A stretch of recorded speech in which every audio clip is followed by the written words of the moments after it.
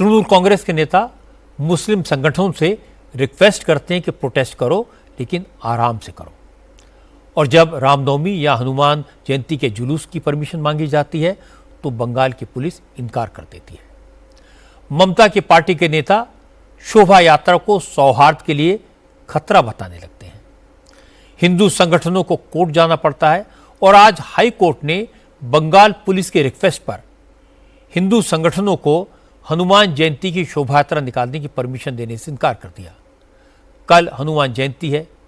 BJP के नेता कल सड़कों पर निकलेंगे, बजरंगबली के पोस्टर और झंडे घर घर जाकर बांटेंगे। फिर पुलिस के साथ क्लैश भी हो सकता है, मुकदमे भी दर्ज होंगे और उसके बाद बीजेपी और ममता बनर्जी पर हिंदुओं का विरोध करने और मुसलमानों के तुष्टीकरण का इल्जाम लगाएगी। और मुझे लगता है कि हिंदू मुसलमान के मुद्दे पर बीजेपी और ममता के बीच का टकराव अगले साल विधानसभा चुनाव तक चलेगा।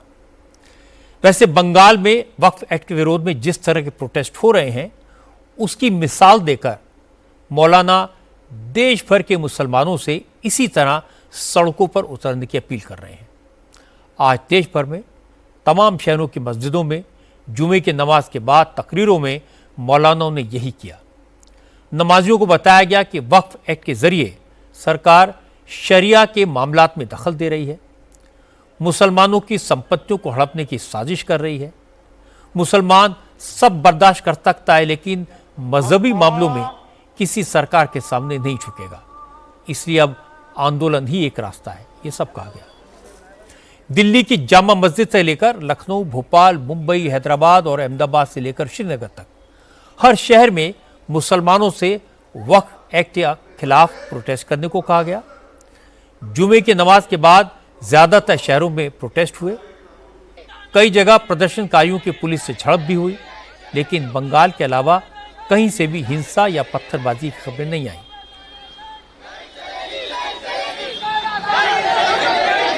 जुमे की नमाज के बाद मौलानाओं ने लोगों से कहा कि सरकार चाहती है कुछ लोग गड़बड़ी कर दें और पुलिस को एक्शन लेने का बहाना मिल जाए। इस साजिश में नहीं फंसना है। मौलानाओं ने कहा कि मुस्लिम नौजवानों को अपनी भावनाओं को काबू में रखना है। प्रदर्शन करना है, लेकिन हिंसा नहीं करनी। गांव-गांव, गली-गली जाकर ये बताना है कि वक्फ का कानून मुसलमानों के लिए कितना खतरनाक है। आज जुमा की इस मुबारक मौके पर हम मुसलमानों से ये बात समझाना चाहते हैं, ये जो वक्फ अमेंडमेंट एक्ट 2025 है, जिसको मौजूदा हुकूमत ने इस महीने की 8 तारीख से नाफिज कर दिया है, इसको हम मुल्क के दस्तूर के खिलाफ समझते हैं। अब बताइए कि ये मुसलमानों से मुसलमानों की शनाख्त छीनने का अमल नहीं है। इस पर कैसे खामोश रहा जा सकता है? कैसे बर्दाश्त किया जा सकता है? आप अपने घर में अपने बच्चों के दरमियान में नाइंसाफी करते हैं। आपका बच्चा अपने माँ बाप से एहतिजाज करता है। आप इस मुल्क में मुसलमानों से उनके असलाफ की, उनके आबाद व अजदाद की, उनकी कीमती इन जायदादों पर कब्जा करना चाहते हैं और ये चाहते हैं कि एहतिजाज भी ना हो। मौलानों की बातों का असर नमाजियों पर दिखाई देने लगा है। मस्जिद से निकले ज्यादातर लोगों ने कहा कि वक्फ एक्ट के खिलाफ मुस्लिम तंजीमों के रहनुमा कानूनी तौर पर कोर्ट में लड़ें और आम मुसलमान सड़कों पर प्रोटेस्ट करके वक्फ बिल पर अपना एतराज जताए। हालांकि इस भीड़ में 1-2 लोग ऐसे भी थे जिन्होंने कहा अगर वक्फ बोर्ड में शामिल लोगों ने वक्फ की संपत्तियों को न लूटा होता, आम मुसलमानों के भले के लिए काम किए होते, तो सरकार को वक्फ एक्ट में बदलाव करने का मौका ही न मिलता, मुसलमानों को यह दिन न देखना पड़ता। वो कहते हैं तुम्हारा पासपोर्ट रद्द हो जाएगा, तुम्हारा लाइसेंस रद्द हो जाएगा। अब कौन बोलेगा? हर तरीके से हमको दबाया जा रहा है, हर तरफ से हमको पीसा जा रहा है, पिस रहे हैं। वक्त है, जब आएगा तब देखा जाएगा। संजय सिंह ने सही कहा है, जिस दिन सरकार बदलेगी उस दिन ये सब जेल में जाएंगे, सारे जाएंगे, कोई नहीं बचेगा। वक्फ बोर्ड है, हमारे बाप दादाओं का विरासत है और ये विरासत जो है कोई छीन नहीं सकता है। चाहे जितनी भी कानून लिया है, हमारा नस्ल जो पैदा होगा वो भी हमारे वक्फ बोर्ड पे हक जताएगा और हक लेकर के रहेगा। ये बीजेपी की कोई औकात नहीं है कि हमसे ये हमारी विरासत को छीन ले। सरकार का आने से पहले और आने के बाद उसका एक ही काम है, एक जमात को खुश करना, जमात को नाराज करना। किसी को खुश करना, किसी को नाराज करना ही काम है। आपको नहीं पता है किसका जामा मस्जिद मुसलमान का था, है और रहेगा। हम प्रदर्शन करेंगे, शांतिपूर्ण करेंगे और अमन व अमान के साथ करेंगे। हमारे उलमाओं ने बहुत सारे जगहों पे उसमें दिया है और उन्होंने कॉल करी है, उसके अंदर में वो जा रहे हैं, सुप्रीम कोर्ट में जा रहे हैं और हमें आशा है कि सुप्रीम कोर्ट से हमको उसके अंदर रिलीफ मिलेगी। नहीं, ये तो नहीं कह सकते कि पास होना चाहिए था, मगर जिनके पास अब तक हमारी वक्फ की संपत्तियां थी उन्होंने कौन सा हमारे लिए भले वाले काम कर लिए। उन्होंने जो भी काम करा अपने भले के लिए किया। अगर उन्होंने पब्लिक के लिए या गरीब मुसलमानों के लिए भलाई का काम किया होता तो आज हमारे हालात ये ना होते कि सरकार को इसमें इंटरफेयर करना पड़ता। लखनऊ में भी वक्फ कानून के खिलाफ प्रोटेस्ट हुआ, लेकिन इस प्रोटेस्ट को लीड कर रहे मौलाना कल्बे जब्बाद ने वक्फ कानून को दलितों से जोड़ दिया। कल्बे जब्बाद ने कहा कि मुसलमानों के साथ जो हो रहा है उसका मुकाबला तो मुसलमान करेंगे, लेकिन अब दलितों को सावधान रहना चाहिए क्योंकि अगला नंबर दलितों का है। कल्बे जब्बाद ने कहा कि वक्फ एक्ट के खिलाफ प्रोटेस्ट में दलितों को भी मुसलमानों का साथ देना चाहिए क्योंकि आज मुसलमानों की प्रॉपर्टी हड़पने की कोशिश हो रही है। इसके बाद सरकार दलितों का हक खत्म कर देगी। सबसे ज्यादा जो इसमें गद्दारी की है वो नीतीश साहब ने की है। सबसे ज्यादा गद्दारी जो की है वो नायडू जी ने की है, क्योंकि उन्हीं की वजह से पूरी हुकूमत कायम है। अगर वो वोट ना देते तो बिल पास नहीं होता। लिहाजा इलेक्शन करीब है बिहार के, हमारी जरूरत है वहाँ के ऊपर जो सेकुलर ताकतें हैं वो इनको वहाँ से हटाएं और इनके मुंह से मुखौटा जो सेकुलरिज्म का था वो हट गया नीतीश के मुंह से भी और नायडू के मुंह से भी। नकली सेकुलरिस्ट हैं और ये सिर्फ सब के सब ये आरएसएस के अंदर शामिल हो चुके हैं। लिहाजा ये है इनको सजा मिलना बहुत ज़रूरी है, बहुत ज़रूरी। जो सेकुलर क़ुव्वतें हैं उनको इनके खिलाफ उठना पड़ेगा, जिसमें मुसलमान भी शामिल हैं और गैर मुसलमान, खासतौर दलित। हमारे देखिए अभी मुसलमान टारगेट हैं, दूसरा टारगेट दलित है। सुन ले दलित, दूसरा टारगेट दलित हैं। दलित उनसे सारी सहूलतें ले ली जाएंगी। दलितों से हमारा कहना है कि अब इनके धोखे में ना आए।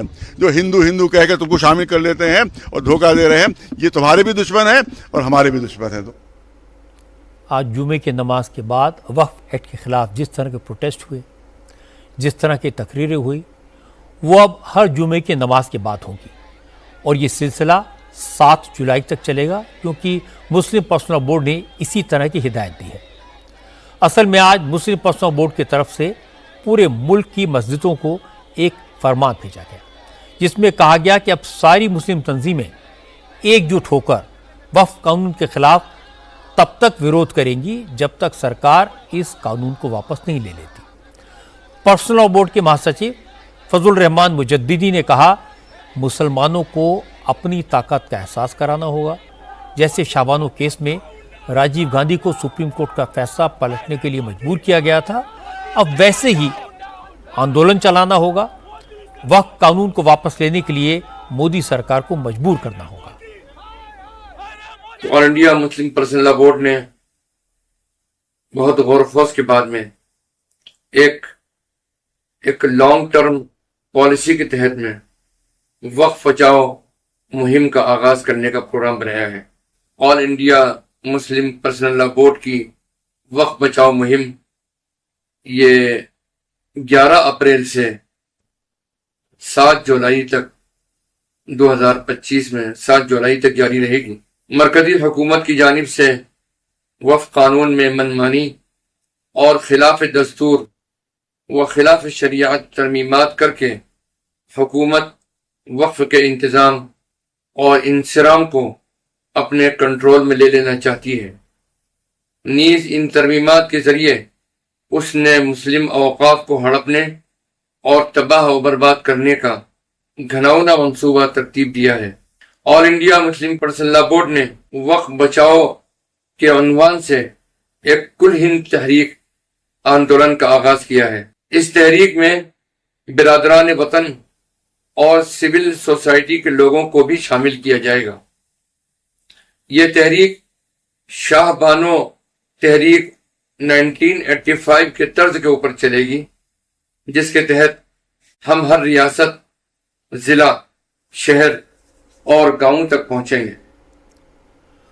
मौलाना फजल रहीम जिस ड्राफ्ट को पढ़ रहे थे वही ड्राफ्ट आज देश भर की मस्जिदों में भेजा गया। इसमें तकरीर के पॉइंटर्स हैं, मुसलमानों के लिए हिदायतें हैं, कहाँ कहाँ प्रोटेस्ट करना है, कैसे प्रोटेस्ट करना है, ये बताया गया है।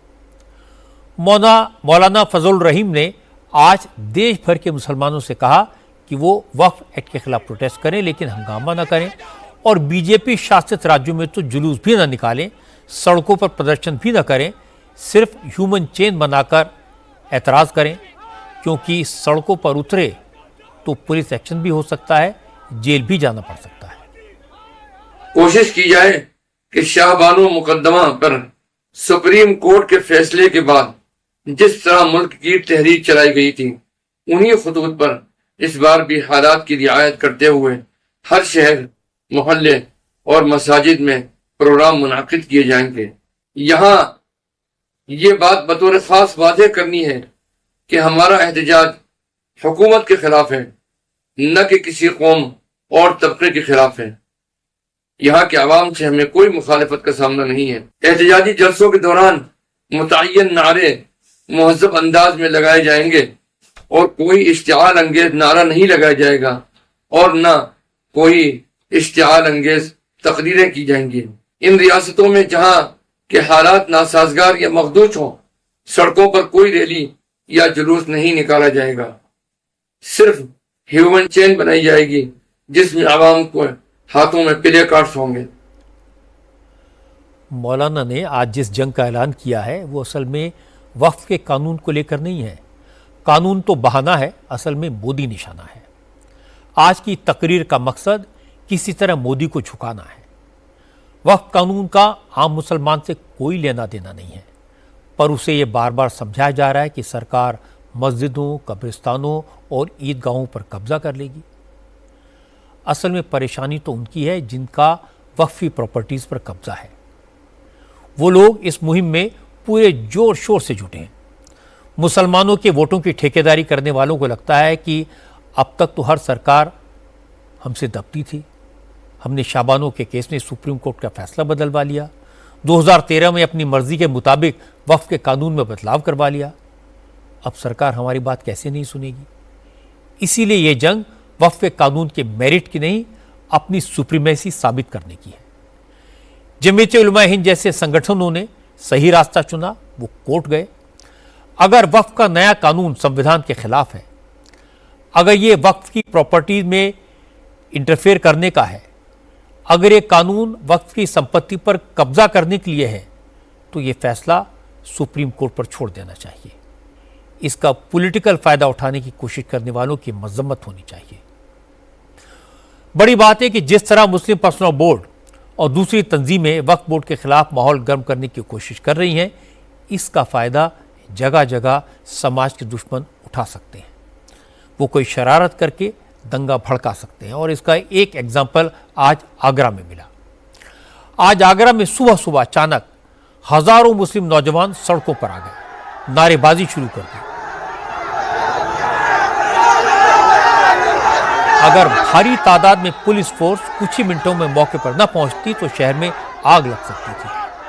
हुआ ये कि आज जुमे की नमाज से पहले लोगों ने देखा कि मस्जिद के गेट पर एक ऐसे जानवर का सिर फेंका गया जिसे इस्लाम में अपवित्र माना जाता है। यह खबर कुछ ही मिनटों में पूरे शहर में फैल गई। देखते ही देखते हजारों लोग इकट्ठा हो गए और मस्जिद के बाहर जानवर का सिर फेंकने वाले को तुरंत पकड़कर सख्त से सख्त सजा देने की डिमांड करने लगे। हालांकि जुमे की नमाज और मुस्लिम पर्सनल बोर्ड की प्रोटेस्ट की कॉल की वजह से पहले से ही शहर में सुरक्षा के इंतजाम कड़े थे। चप्पे चप्पे पर पुलिस तैनात थी, इसलिए जैसे ही हंगामे की खबर आई तो कई थानों के पुलिस फोर्स के साथ साथ बड़े अफसर भी मौके पर पहुंचे। लोगों को समझाया गया, उन्हें भरोसा दिया गया कि दोषी को जल्द खोज लिया जाएगा, उसके खिलाफ एक्शन लिया जाएगा। 100 लोगों की टीम जांच में लगाई गई। आसपास लगे सीसीटीवी कैमरों की फुटेज चेक की गई तो एक शख्स स्कूटी से आकर मस्जिद में जानवर के सिर वाली पॉलिथीन रखता हुआ दिखाई दिया। स्कूटी के नंबर से पुलिस उस व्यक्ति तक पहुंच गई और 2 घंटे के भीतर नजरुद्दीन नाम के शख्स को गिरफ्तार कर लिया गया। पता चला कि नजरुद्दीन ने कल ही जानवर के सिर को मस्जिद में फेंक दिया था। अब पुलिस इस बात की जांच कर रही है कि नजरुद्दीन ने इस तरह की हरकत क्यों की और किसके कहने पर की।